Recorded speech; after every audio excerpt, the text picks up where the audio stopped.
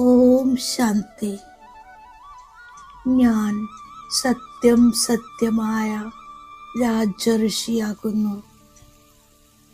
ഈ സമാനത്തിൻ്റെ സ്വരൂപമാകുന്നു. എൻ്റെ ജ്ഞാനനേത്രത്തിലൂടെ ഞാൻ സ്വയം തന്നെ കാണുകയാണ്. മസ്തകമധ്യത്തിൽ തിളങ്ങുന്ന ഞാൻ ഒരു ചൈതന്യമണിയാണ്. ഞാൻ ദിവ്യ ആത്മാവാകുന്നു. എൻ്റെ കർത്തവ്യമാണ് തപസ്യ ചെയ്യുക. ഞാൻ തപസ്വി ആത്മാവാണ്. ഏകാഗ്രമായി ഞാൻ മനസ്സ് ഒരു ജ്യോതിബിന്ദു ശിവബാബയുടെ ഓർമ്മയിൽ മഗ്നമാക്കുന്നു. മനസ്സിൽ ചഞ്ചലതയില്ല, ബുദ്ധിയിലുമില്ല.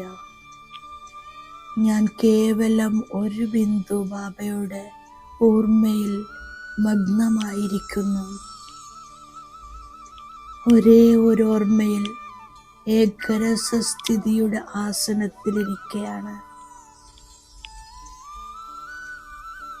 എൻ്റെ തപസ്യയുടെ ബലത്തിലൂടെ സ്വയം തന്നെ പരിവർത്തനം ചെയ്യുന്ന ശക്തി എന്നിലുണ്ട്. ഞാൻ പരമാത്മ സ്നേഹത്തിൽ സ്വയം തന്നെയും വിശ്വത്തെയും സദാകാലത്തേക്ക് നിർവിഘ്നമാക്കുന്നു. സർവ ആത്മാക്കൾക്കും അനേക പ്രകാരത്തിലുള്ള വിഘ്നങ്ങളിൽ നിന്നും മുക്തമാകണം.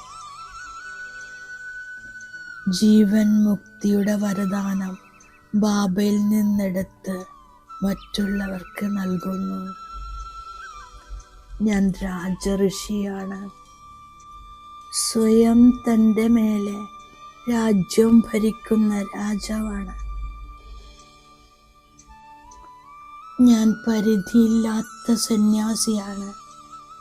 സംബന്ധം, സാധന, സമ്പത്ത് സർവ്വതിലും ബുദ്ധിയിലൂടെ ത്യാഗം ചെയ്യുന്നു. സമയം, സങ്കല്പം, സ്വഭാവം, സംസ്കാരത്തിൻ്റെ മേലെ അധികാരം പ്രാപ്തി ചെയ്യുന്ന ഞാൻ സ്വരാജ്യാധികാരി രാജാവാകുന്നു. ഏതുപോലെ സമയം, അതുപോലെ സ്വരൂപവും സ്ഥിതിയും ധാരണ ചെയ്യാൻ കഴിയുന്നു. ഞാൻ സത്യമായ രാജഋഷിയാണ്. സർവ അധികാരിയാണ്. സർവത്യാഗിയുമാണ്. രാജ്യഭാഗ്യം നേടുന്നതിനായി ഞാൻ പവിത്രമായി മാറുന്നു. ഞാൻ ബാബ കേൾപ്പിക്കുന്നത് ശ്രദ്ധയോടെ കേട്ട് ധാരണ ചെയ്യുന്നു.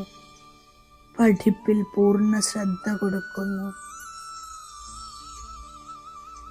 പവിത്രമായി ജീവിക്കുന്നവരെ ഋഷി എന്ന് പറയും. ഞാൻ സംഗമയുഗത്തിൽ രാജയോഗം പഠിക്കുന്നു.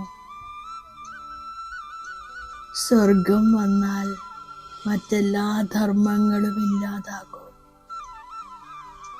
ബാബ പറയുന്നു, കുട്ടികളെ പവിത്രമായി ജീവിക്കുമെന്ന് പ്രതിജ്ഞ ചെയ്യൂ.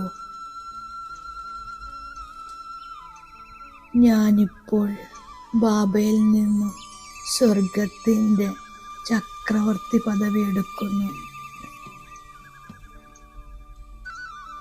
ബാബ പറയുന്നു, ഭാരതം പതിതവും രാവണ രാജ്യമായി മാറുമ്പോൾ ഭൂമി കുലുങ്ങാൻ ആരംഭിക്കുന്നു.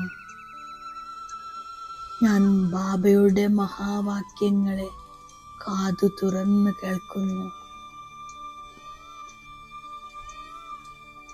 ഉറക്കം തൂങ്ങുകയോ ബുദ്ധി അലയുകയോ ചെയ്തതിൽ രാജധാനി പ്രാപ്തമാകാൻ സാധിക്കില്ല. രാജധാനി പ്രാപ്തമാക്കുന്നവരാണ് രാജഋഷിമാർ. ബാബ പറയുന്നു, നടക്കുമ്പോഴും കറങ്ങുമ്പോഴും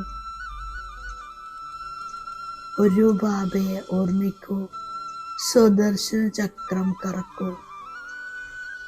പരിധിയില്ലാത്ത നാടകം 5000 വർഷത്തിൻ്റെതാണ്. ഞാൻ യോഗബലത്തിലൂടെ വിശ്വത്തിൻ്റെ അധികാരിയാകുന്നു. ഇത് ശാന്തിയുടെ ശക്തിയാണ്. സയൻസിൻ്റെ ബലത്തിലൂടെ വിനാശം നടക്കുന്നു. അവസാനം സൈലൻസിൻ്റെ ശക്തിയുടെ ശബ്ദം മുഴങ്ങുന്നു. ഭഗവാന്റെ വാക്കുകളാണ്, കാമം മഹാശത്രുവാണ്.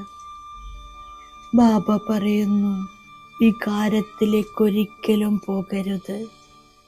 പവിത്രമായി മാറാതെ സ്വർഗത്തിൽ ഉയർന്ന പദവി പ്രാപ്തമാകില്ല.